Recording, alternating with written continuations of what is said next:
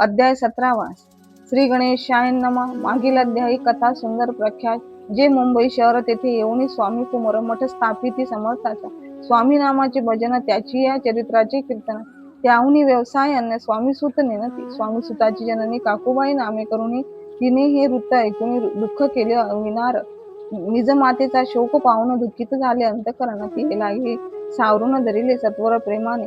नाना प्रकारे स्वामी सुत मातेचे समाधान करीत मधुर शब्दे समजावित समर्थ गोष्टी सांगून याशी पिच्छात भाजर झाले. किंवा कोणी करणी केली याची सोय पाहिजे पहिली. पंचाक्षरी पाहुणे त्या समय प्रख्यात थोर यशवंतराव भोसेकर तयाशी देव मामलेदार सर्व लोक बोलतील. असा विचार करून पोटी दर्शना आल्या उठा होती सांगितल्या. सुताच्या गोष्टी मुळापासून सर्व ऐकून या देव मामलेदार हसून देती. उत्तर त्याशी पिच्छात लागले थोर माझीही दूर नव्हायची. असे उत्तर ऐकून दुःखित झाला अंतकरणी. मग ते स्वामी सुताची जननी अक्कलकोटी येतसे. असो इकडे स्वामी सुत मुंबई माझी वास्तव्य करीत हिंदू पारसी स्वामी भक्त त्याच्या उपदेशे झाले. मठ होता कामठीपुऱ्यात तेथे जागा नव्हती प्रशस्त. मग दिली कांदेवाडीत जागा एका भक्तीने. तारा नामे त्यांची कांता तेही त्रास देत स्वामी सुता परितयाच्या चिंता दुःख खेद नशेची. प्रथम मुंबई शहरात शके 1752 फाल्गुन कृष्ण त्रयोदशी स्वामी जयंती केलीशी. कोणे एके समयाशी नगरकर नाना जोशी सहज आले मुंबईशी. त्यांनी ऐकले वर्तमान पाहुणे स्वामी सुताप्रती आनंदले. नाना चित्ती प्रेमानंदे चरणवंदिती स्तवन करीती तयाचे. स्वामी सुते तयाशी लाविलेले स्वामी भक्तीशी. धन्य झाले नाना जोशी रंगले भजने समर्थाचे. पुढे जोशीबुवांनी स्वामीची पत्रिका करून ती अर्पावया श्रीचरणी अक्कलकोटी पाठवले. पत्रिका श्रीचरणी अर्पिली. स्वामी मूर्ती आनंदली. समर्थ तयाशी आज्ञा केली नगारा वाजवावा म्हणून नगारा वाजविता जोशी हसू लागले समर्थाची. पाहुनिया स्वभक्ताशी परमानंद झाला. असं अक्कलकोट नगरात शके 1793 प्रथम स्वामी जयंती करीत स्वामी सुत आनंदी. खेडे ग्रामात प्रथम स्वामी प्रकट होत. विजयसिंग नामे भक्त गोट्या खेळत त्यासावे. स्वामी सुत दिवसेंदिवस स्वामी भक्ती करी विशेष. जन लाविले भजनास कीर्ती ध्वज उभारिला. मना माझी धरुणी कामना कोणी येताची दर्शना त्याची समर्थ करीती आज्ञा. सुतामध्ये जावयाशी स्वामी सुतही तयाप्रती. मनातील खून सांगती ऐकून जन चकित होती.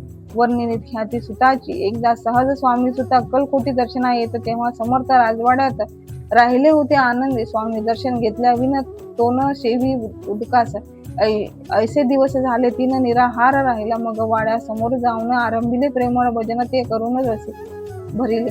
ऐकिले आतून राणीने. सेवकाशी म्हणे सत्वर तुम्ही जाऊन या अवसरी या साधू ते मंदिरी प्रार्थून आणावे. पाहून या समर्थाची उल्हास सुताचे मानसी. राहून या वेगीशी मिठी चरणी घातले. निज सुताने पाहुणे आनंदले समर्थ म्हणून मग कर फिरविला. मुखावरून हस्ती धरून उठविले. अक्कलकोटी त्या अवसरी बहुत होते सेवेकरी. समर्थाची प्रीती खरी स्वामी सुतावरी होती. स्वामी सुत रात्रंदिवस समर्था पुढे भजिती भजन पायी खडावा घालून प्रेमानंदे नाचते. एके दिवशी श्री समर्थ बसले असता आनंदात स्वामी सुत भजन करीत पायी खडावा आणून एकांत समय साधुनी समर्थ तयाशी सांगती तया कामी. आम्ही जातो निज धामी वारसा पुढे चालवावा. स्वामी वचन ऐकून स्वामी सुत निशब्द होई. कल्पना न साहे त्याशी. स्वामी विन कैसे जीवन वारंवार विनी स्वामीशी. कैसे न धरावे काही मी अजान लेकरू तू माझी आई. स्वामी धरती हृदयाशी म्हणती आम्ही तर हृदयी वास करून इच्छे. चिंता न काही करावी. असो मग स्वामी सुत ते स्थळ सोडून त्वरित नगराबाहेर येत मार्ग धरित मुंबईचा. स्वामी वचने दुखावला अंतरी बहु खिन्न झाला. परतुनी नाही आला जन्मोरी. अक्कलकोटी दुःखे उत्तरोत्तर क्षीण झाला. स्वामी सुत